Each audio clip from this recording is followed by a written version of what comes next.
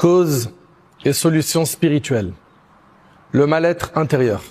Combien sont nombreux et combien sont nombreuses ceux et celles qui ressentent un vide intérieur. Bien que, en apparence, on les voit dans un certain confort, bien habillés, ils ont de l'argent, ils sont beaux, etc. Mais leur éloignement d'Allah subhanahu wa ta'ala a fait qu'ils ont un vide dans leur cœur qui les rend dépressifs, qui les ronge, qui fait qu'ils ne sont pas heureux, épanouis dans leur vie. Ils vivent une vie pleine de gêne. La raison de cela, c'est qu'ils se sont éloignés d'Allah. L'étroitesse du cœur est l'opposé du cœur épanoui. Allah Ta'ala il dit فَمَنْ يُرِدِ اللَّهُ أَنْ يَهْدِيَهُ يَشْرَحْ صَدْرَهُ لِلْإِسْلَامِ وَمَنْ يُرِدْ أَنْ يُضِلَّهُ يَجْعَلْ صَدْرَهُ ضَيِّقًا حَرَجًا كَأَنَّمَا يَصَّعَّدُ فِي السَّمَاءِ. Allah ouvre à l'islam le cœur de celui qu'il veut guider. Et Allah guide celui qui recherche la guider. Allah ouvre à l'islam le cœur qu'il veut guider. Le plus beau cadeau que tu peux recevoir, c'est l'islam. Quant à celui qu'il veut égarer, il rend sa poitrine étroite et inaccessible à la fois, à l'image de celui qui s'efforce vainement de parvenir au ciel. Allahu Akbar. Il étouffe. Plus tu montes en altitude, plus tu as du mal à respirer. Et bien cette personne qui s'éloigne d'Allah, Allah subhanahu wa ta'ala il nous dit ici, il est à l'image de celui qui s'efforce vainement de parvenir au ciel. Il est en train d'étouffer. Pourquoi? Parce qu'il s'est éloigné d'Allah. Celui dont le cœur s'ouvre à l'islam, dont le cœur s'éclaire par la lumière de la foi, verra son âme apaisée. Et ça, c'est aujourd'hui quelque chose que l'humanité entière recherche. L'apaisement du cœur, la paix intérieure. Certains vont chercher ça dans l'argent. Et subhanallah, ils vont même devenir très riches. Et tu vas les voir souvent chez des psys. Tu vas les voir avoir des envies sombres. Ils veulent se suicider. Pourtant, ils ont de l'argent. Et ce qu'on a toujours entendu, c'est que l'argent fait le bonheur. Mais pourquoi il veut mettre fin à sa vie alors qu'il a énormément d'argent? Parce qu'il a un vide dans son cœur. D'autres, pour avoir une vie agréable, épanouissante, qu'est-ce qu'ils vont faire? Ils vont chercher la notoriété. C'est quand j'aurai énormément de gens qui me suivent sur le net que tout va être top. C'est totalement faux. J'ai déjà parlé avec des personnes, c'est des célébrités, et m'ont dit, une parmi les choses qui m'éteint le moral, écoutez bien, c'est quoi? C'est les commentaires. Les commentaires sous ces publications. Il me dit, tu peux même pas imaginer à quel point ça m'affecte. Donc cette histoire de, il est visible, elle est visible, ils sont connus, ils ont goûté au bonheur, c'est faux.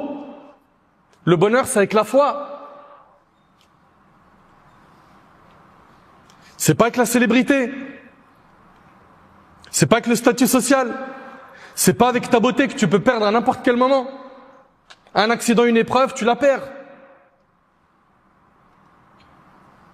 Ce qui va apaiser ton cœur, c'est ta relation avec Allah subhanahu wa ta'ala. Plus tu vas la fortifier, plus tu seras épanoui. Même si matériellement, tu n'as pas tout ce que les gens ont autour de toi, t'es pas riche. Mais toi, en réalité, tu as la vraie richesse, celle du cœur. Comme le prophète, alayhi salatu wassalam, il a dit, la vraie richesse n'est pas dans les biens abondants de ce monde, mais il a dit, la vraie richesse, c'est celle du cœur. Combien on a vu de personnes dans nos bleds, subhanallah, ils sont pauvres, et tu vois, subhanallah, ils ont le qana'a, ils sont satisfaits de ce qu'Allah leur a donné. Ils sont bien. Tu les vois épanouis dans leur vie. Pourtant, son logement est très modeste, il n'a pas d'argent, il est pauvre, etc. Mais ils ont la foi. C'est avec la foi que le cœur s'apaise. C'est quand tu vas entretenir ce iman, cette foi, que ton cœur va s'apaiser. Serviteur d'Allah, le fait de se détourner du rappel d'Allah, du din d'Allah, compte parmi les plus grands péchés, les plus grandes fautes. C'est pourquoi la punition est sévère. Dans ce bas monde, Allah punit cette personne par une vie pleine de gêne et pleine de difficultés. Et dans l'au-delà également, il est puni. Il sera ressuscité le jour du jugement aveugle. Qui? Celui qui s'est détourné d'Allah. Allah Ta'ala il dit وَمَنْ أَعْرَضَ عَنْ ذِكْرِ فَإِنَّ لَهُ مَعِيشَةً ضَنْكَ وَنَحْشُرُهُ يَوْمَ الْقِيَامَةِ أَعْمَى قال ربي لما حشرتني أعمى وقد كنت بصيرا قال كذلك أتتك آياتنا فنسيتها وكذلك اليوم تنسى. Quant à celui qui se détourne de mon rappel, celui qui se détourne de la religion d'Allah, il se détourne du Coran, écoutez bien, Allah il dit, il mènera une vie pleine de gêne. Voilà, c'est écrit noir sur blanc dans le Coran. Tu t'es éloigné d'Allah, tu vas vivre une vie pleine de gêne. La seule chose qui apaisera ton cœur, c'est que tu le connectes à son créateur.